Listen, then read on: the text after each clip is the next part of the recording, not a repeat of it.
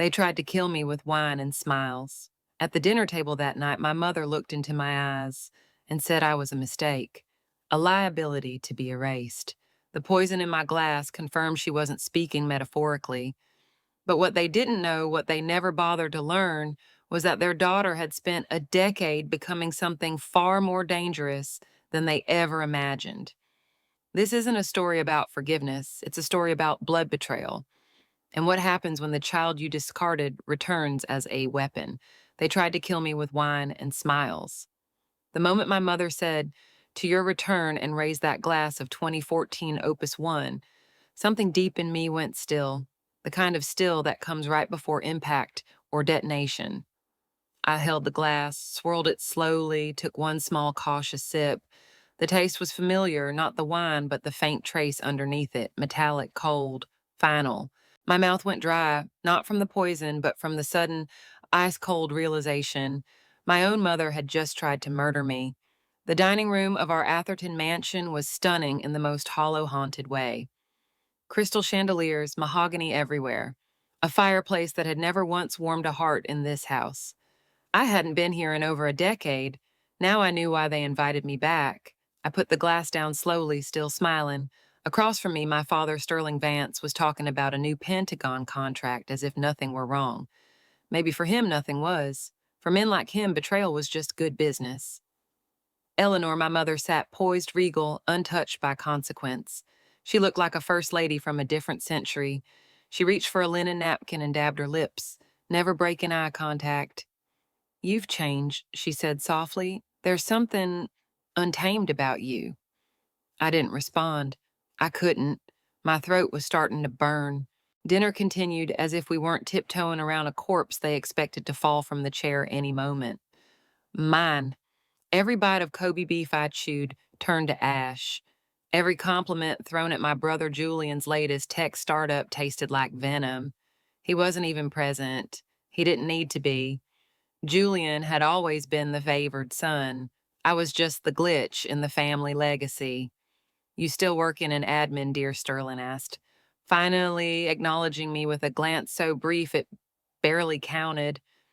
"That must be comfortable." I forced a smile. "Keeps me busy." Eleanor chuckled lightly. "Quiet suits you. Chaos never did." The room spun slightly, not from the poison yet, but from rage. I realized they weren't just trying to kill me physically. They wanted to erase me, reduce me to an invisible, forgotten embarrassment. Then Eleanor leaned in, her tone shifting. "She was never a daughter, Sterling," she said, as if I weren't sitting there. "She was a liability, and now she's just resolved." My hand shook, the wineglass tipped. Red spilled across the white linen like blood across snow. As my vision blurred and the room fractured into kaleidoscopic light, I realized something chilling. They hadn't invited me home. They'd summoned a ghost to dinner, and that was their first mistake. I fell before I hit the ground. It wasn't the poison that took me under, it was the weight of everything that came crashing down with it. The voices faded, light disappeared, but in the collapsing silence, memory surged up like a tidal wave. My mind dragged me into the past, into a museum of quiet betrayals that I'd tried to bury for years. I was 14 again.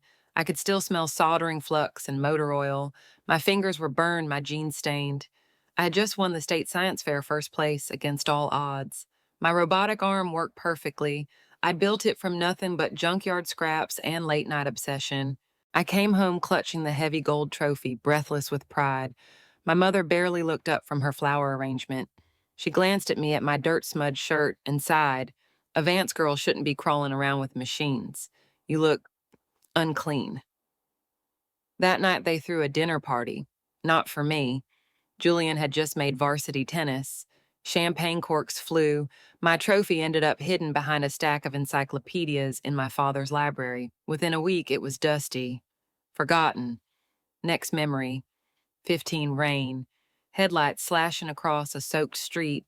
Julian was drunk, speeding through a narrow road in his BMW. We hit a sedan. The woman inside screamed. Julian laughed. I didn't. My father arrived before the cops, pulled me aside, gripped my arm like a vice. "You'll say you were driving," he hissed. "You're a minor. It'll vanish. Julian can't afford this on his record." I said no. His eyes, icy and furious, burned into mine. Your stubbornness, he said through clenched teeth, will destroy this family. It wasn't about the accident, it was about power, control. I'd broken the chain. Then 16th, Julian stole an essay from my laptop. My writing, my words. He submitted it as his, got caught, told everyone I'd framed him out of jealousy, and my mother believed him. Instantly, she stormed into my room, shaken with rage. You are a viper in this house. Then she did something I still see in my nightmares. She ripped my birth certificate in half. I wish you were never born. My father said nothing. Go, he muttered, before you do more damage. I did. I packed a duffel bag, walked out the front door, left everything behind except the broken pieces of myself. And now, years later, I lay in their wine cellar, drugged, discarded again. But this time I wasn't a child, I wasn't helpless. They thought they had buried a mistake, but they'd forgotten what kind of world they threw me into. I woke to cold stone and silence. The scent of mold, old oak, and dust clawed at my senses. The air was damp, heavy, and something was pressing against my shoulder, a crate maybe. My body felt like it had been dipped in lead, limbs numb, thoughts sluggish, but not gone. Not yet. Wine cellar. My mind clicked into survival mode. The instincts drilled into me at the farm. The CIA's crucible lit up like flares in the dark. Assess, orient, decide, act. I blinked hard, forcing my eyes to adjust. Racks of expensive wine surrounded me, towering like the skeletal remains of old wealth. I wasn't dead, but I wasn't meant to wake up either. Then I saw it. On a crate beside me, a small butterfly-shaped hair clip. Mine. They must have removed it while dragging me down here. Careless. Arrogant. A mistake. I sat up slowly, my head spun but held. No broken bones, no visible bruising. They wanted it to look like I had run. Like I'd snapped, vanished into the night, or crashed a car in some melodramatic breakdown. They had planned a narrative, and I was supposed to play the victim. Not today. I reached for the hair clip and held it tightly, its tiny metal edges digging into my palm like a promise. That girl they cast out with nothing but a sandwich and a handful of crumpled bills. She had learned how to survive, how to disappear, how to hunt in the dark. They forgot what they made. A noise upstairs, faint footsteps, then silence. I froze, counting the beats of my heart. They hadn't checked to make sure I was dead. They'd assumed, because that's what they always did. They assumed I'd stay quiet. They assumed I'd play my part. They assumed I was still the broken thing they discarded. But I was forged in fire, in hunger, in loneliness, in the thousand tiny rejections that had taught me the only way to matter was to vanish or become undeniable. I crept toward the far wall and found a maintenance door locked with a basic latch. Amateurs. I knelt, twisted the clip, and began picking. Click. The lock released like a breath. I slipped out into the cold hallways of the mansion, each footstep a silent declaration. They tried to stage my disappearance. Now I would orchestrate theirs. Los Angeles didn't welcome me, it devoured me. I arrived with $37, a bruised heart, and the echo of my mother's voice still ringing in my ears. I wish you were never born. At first, I believed her, that maybe I had no place, no worth.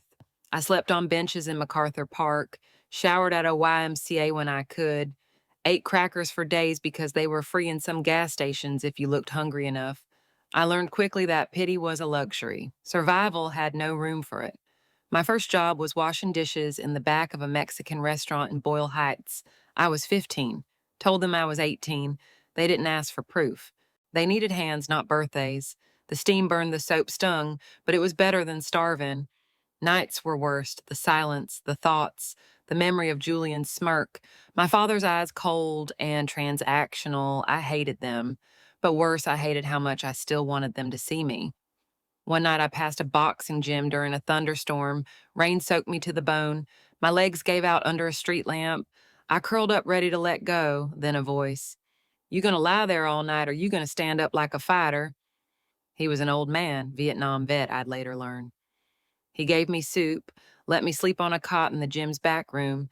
No questions, just a nod. You look like someone who's lost everything, he said the next morning. Good. means you got nothing to lose. That stuck with me. 2 weeks later, I walked into a military recruitment office. The man behind the desk looked skeptical. I didn't care. If I can survive my family, I said I can survive anything. Boot camp was hell, but it was a clean kind. There were rules, orders, and for the first time in my life, I wasn't being gaslit into thinking that I was broken. They said I had a head for strategy, a gift for languages, a body that wouldn't quit. I climbed faster than anyone expected. 4 years later, I stood on the threshold of Camp Perry, the farm. CIA selection. They stripped us of our names, our pasts, broke us down until nothing was left but instinct. Pain became muscle, memory became weapon. Every insult they threw at me sounded like Eleanor. Every blow landed like Julian's betrayal. Every moment of doubt was sterling silence. They didn't know it, but my family had trained me long before Langley ever did. They erased me, but they forgot I keep receipts. After the attempted poisoning, after slipping away through that servant's door with a hair clip and an iron will, I found a motel in San Jose. Window wouldn't lock. Carpet smelled like mildew and regret. Perfect. I needed backup. Not from the CIA, I wasn't naive, but from someone who owed me nothing and knew how to stay alive in shadows. So I called him. Lucas Spector. He wasn't just my recruiter, he was the closest thing I'd ever had to a father figure. Gruff, brilliant, old school spycraft in a world obsessed with satellites. He answered on the first ring. Blake, he said, calm as ever. Situation report. Attempted termination, I replied. My voice clipped and cold. Suspects, biological family, no hesitation. Understood. You're in sanctuary protocol. Lay low. You're not alone. 4 words, that's all it took to gut me. You're not alone. I'd spent most of my life believing I was, but Luca meant it. And for the first time since the wine glass tipped, I let myself feel the smallest flicker of safety. The next day, he sent me a secure package, new alias, cash, 3 names. One stood out, Anna Sharma, attorney, not just a lawyer, a tactician, the kind of woman who could bankrupt a Fortune 500 company before breakfast and never smudge her lipstick. I met her in a high-rise in downtown San Francisco. She listened as I detailed the poisoning, the fake crash, the cellar. She didn't blink, no gasps, no disbelief. They think you're dead, she said, steepling her fingers. Perfect, gives us the upper hand. Her plan wasn't to beg for sympathy, it was to burn them financially and legally. She spoke like a surgeon holding a scalpel. Within 48 hours, her team uncovered a key document, an older version of the Vance family trust. I was in it, a full one-third beneficiary, enough to disappear forever. But 6 months ago, I vanished, legally. Julian got my share, and 3 weeks after that, Vance Defense landed a $5 billion contract with the foreign government. Anna handed me a clause in the contract. I read it, slowly, carefully. Executives must be free from any potential familial disputes that might compromise security or image. They didn't just disown you, Anna said, her voice like ice. They sold you. I wasn't a daughter. I was a security risk, a line item, and I'd just become the liability they forgot to bury properly. Courtrooms don't usually scare me. But that day, I felt like I was walking into war.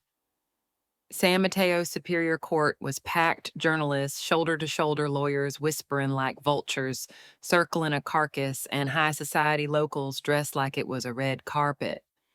But they weren't here for fashion. They were here for the spectacle, the Vance family crumbling in real time. I sat next to Anna Sharma, my spine straight, hands still. Across from us, they sat like royalty, dragged into a peasant squabble. Eleanor, immaculate in white Chanel hair, swept into something so perfect it almost defied physics. Sterling unreadable as ever. And Julian, scrolling his phone, detached like this, was beneath him. They didn't see a threat, just a nuisance.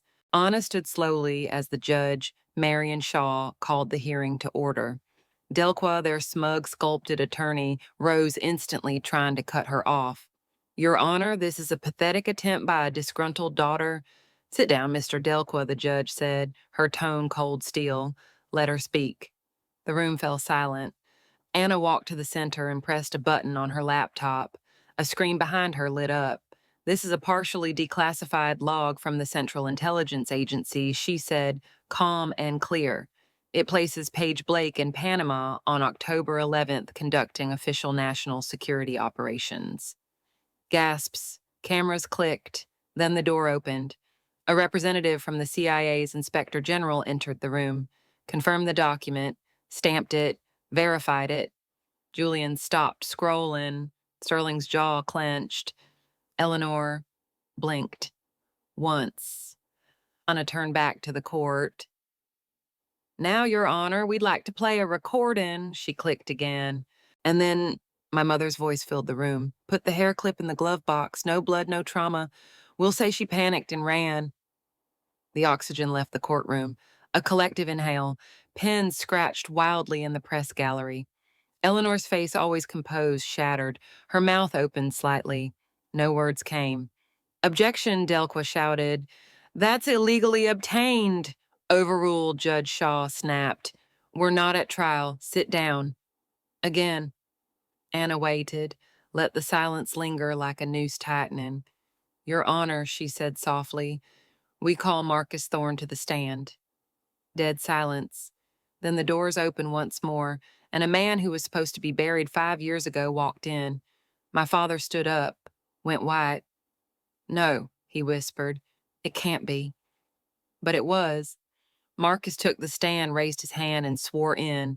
Then he looked directly at Sterling. Hello, old friend, he said. Let's talk about what you buried and who you tried to kill. Empires don't fall quietly.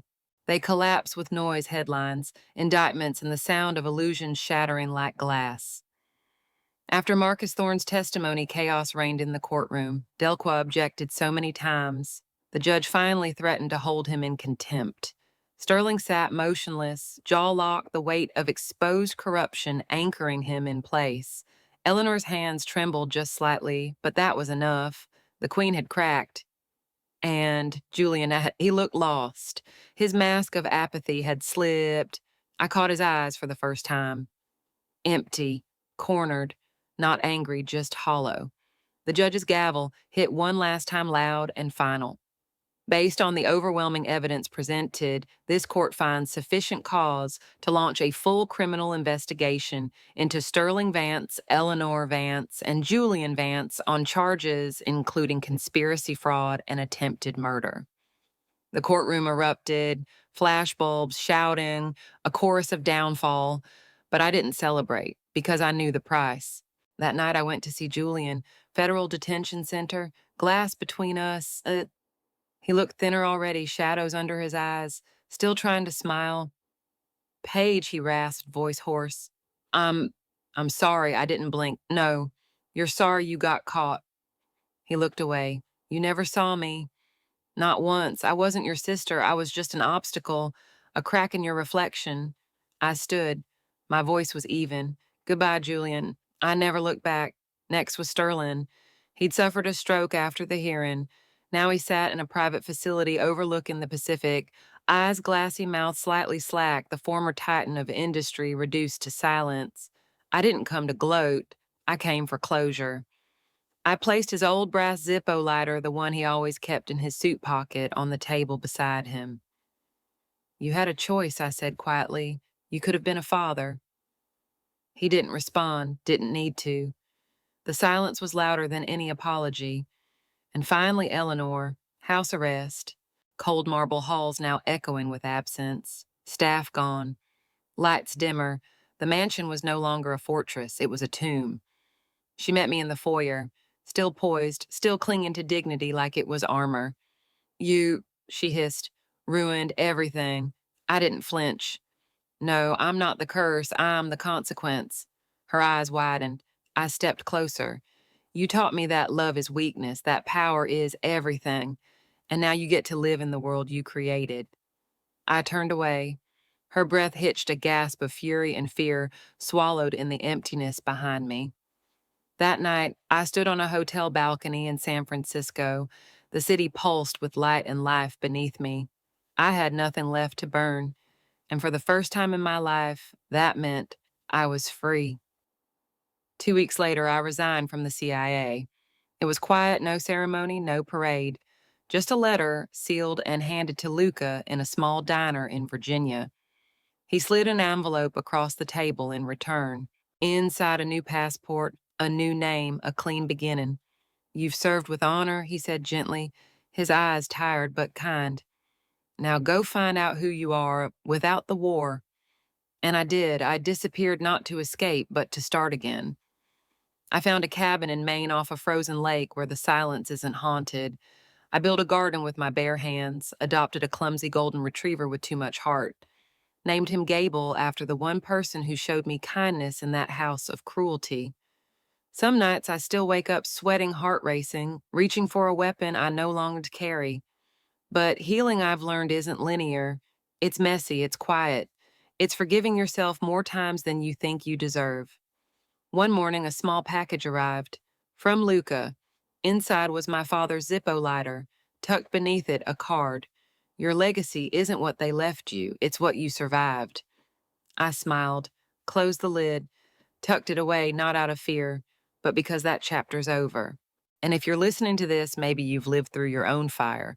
Maybe your scars are quieter than mine, but just as deep. Just know this: you are not alone. You are not what they tried to make you. And your story isn't over.